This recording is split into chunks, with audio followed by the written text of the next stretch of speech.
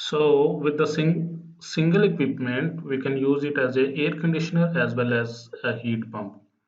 But now the question comes, is the efficiency and capacity of the heat pump remain same as if it is used as a single unit, or is it is used for the both the purpose? Now the heat pumps are most competitive in areas where a large cooling load during the cooling season. Cooling season means the summer season, and a relatively small heating load during the heating season. That means the winter. So that means such type of combined system, I mean, as a heat pump and as a air conditioner, is most effective in those area where the summer is very hot but winter is not too sharp. I mean, winter is not too cold.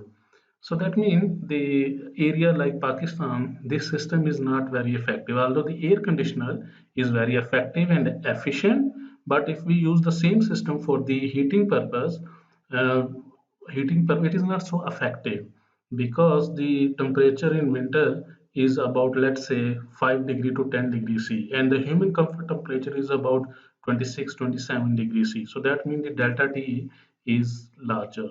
So that in that case, heat pump is not more effective. So what can we do in that scenario? We can use certain supplementary heating system. You can see we can use certain supplementary heating system, like the electric resistance heaters or a gas furnace heater.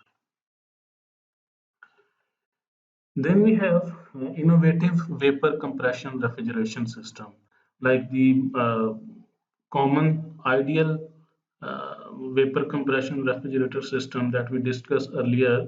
They are, I mean, they are very simple, inexpensive, reliable, and practically maintenance free. Like in our domestic refrigerator, if we purchase a refrigerator or an air conditioner, for 5 or 10 years, we don't have any complaint for them, and they're running very smoothly. Only we have to pay the electric bill only, right? They are maintenance free practically and very simple.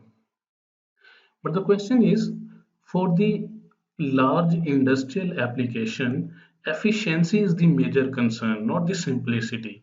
So, and also we have many special application, like we have to achieve very low temperature for the industrial application. While in case of a domestic refrigerator or a freezer, in case, let's say in case of refrigerator, we have to maintain the temperature between 3 to 5 degrees centigrade, whereas in case of freezer we may go up to -3 to -5 degrees centigrade. But in case of industrial application, sometimes we may need to produce temperature as much low as -30 degrees centigrade, -100 degrees centigrade. So for those special application, this simple vapor compression system cannot meet the that requirement. Right? For that case, we have some innovative vapor compression refrigeration system. One of them is called a cascade refrigeration system, multi-stage compression refrigeration system, multi-purpose refrigeration system, and then finally the liquefaction of gases. So let's discuss one by one. The first one is cascade refrigeration system. In cascade refrigeration system, when our requirement is to produce very low temperature, right, then we have to cascade different refrigeration system. Cascade mean we integrate different refrigeration system. For example, this is the bottom refrigeration system, like evaporator, compressor, then condenser, and then the top one is again another refrigeration system. So if we integrate two refrigeration system with the help of an heat exchanger, then we call it cascade, right? Cascade refrigeration system. Now let's say this is our cold refrigerated space where we have to produce a very low temperature, let's say -40 degrees centigrade, and this is our condenser where we have to reject all the heat that has absorbed.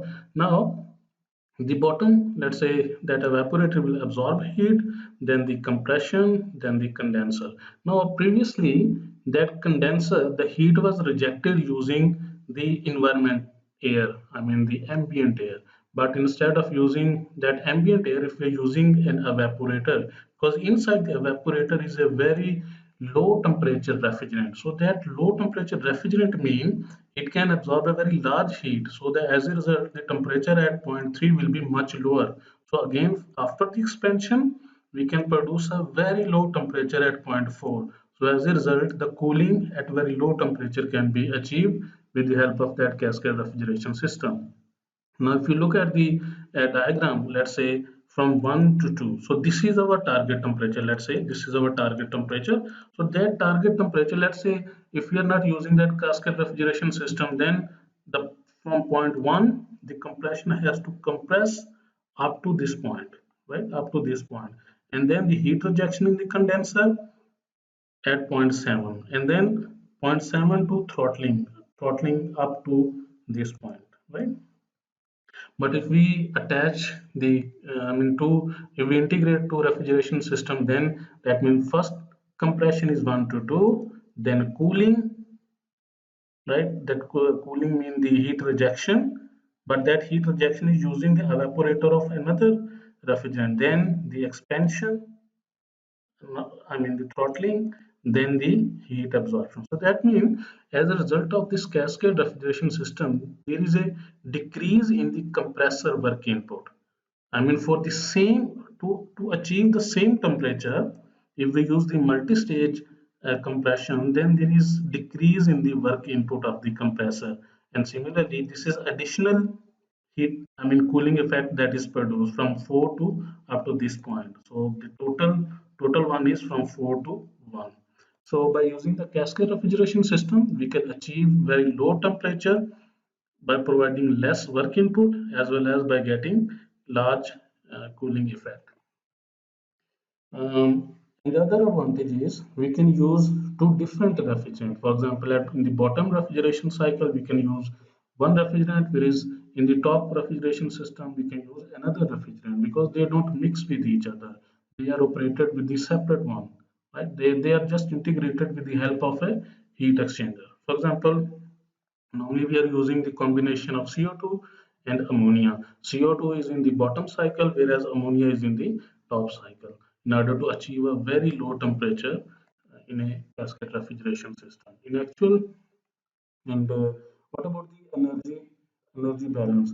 Now, from 2 to 3, the refrigerant is losing heat, whereas 8 to 5 is gaining heat. So the heat lost by one refrigerant is equal to heat gained by another refrigerant. So by using the mass balance, we can calculate the mass ratio of different refrigerant. What about the COP? COP is basically the heat absorbed divided by the compressor input. So heat absorbed is QL, which is equal to H1 minus H4. H1 minus H4 multiplied by the mass of the refrigerant. So bottom cycle is, let's say we have given the name B, but the top is given the name A. So what about the W input? Now W input is from the two compressor. One is from H2 minus H1, another one is H6 minus H5. So H6 minus H5, H2 minus H1, and we have to multiply with the mass flow rate of the refrigerant, right? And the cascade improves the COP of the refrigeration system. There is the two-stage cascading. Normally, in actual power plant, in actual refrigeration system, some system can use 3 or 4 stages of cascading, depending upon the required temperature. If the temperature is even lower than that, then we can increase the cascade of that refrigeration system. The second one is multi-stage compression refrigeration system. In this system, instead of using two different refrigerant, a single refrigerant can achieve a very low temperature. But the difference is we have to use, instead of the heat exchanger, we are using a flash chamber and a mixing chamber, because in a heat exchanger the heat transfer is not the direct thermal contact, right? The two refrigerants do not mix with each other, whereas in that case this is the efficient thermal contact, direct thermal contact of the liquid and the vapor, so we can achieve much efficient heat transfer. The same process, the two compressor but single refrigerant. What is happening? Like let's say there is after evaporator, the heat is absorbed, then they are compressed in the first compressor, then cooled by using the vapor and mixture from here flash chamber. So the temperature at 9 is lower, and then again compression, then heat rejection, then expansion in the valve. So in flash chamber, as a result of the flash, we have the liquid as well as vapor. So vapors, they move from this way, they're used to cool down the refrigerant which is moving from the compressor outlet too. So as a result, we can decrease the temperature of the refrigerant at zero point 0.2 to zero point 0.9, right? And again, that's like the multi-stage compression that we want to decrease the temperature, just like intercooling we studied in the previous chapter. Right, so same. So 1 to 2 is that compression. 1 to 2 is compression in the first stage, then cooling by using the vapors from here, cooling, and then again compression, then heat rejection in the condenser, heat rejection in the condenser. Then 5 to 6 is the isenthalpic process in the flash chamber. In flash chamber, we have two types of the phases. One is the vapor that goes in the three vapors go in this one, and the liquid they further expanded and they go in the evaporator which absorb the heat. So this is how the multi-stage compression refrigeration system is working. This is a similar one. The only difference from the previous cascade refrigeration system, in that case we are using the single refrigerant.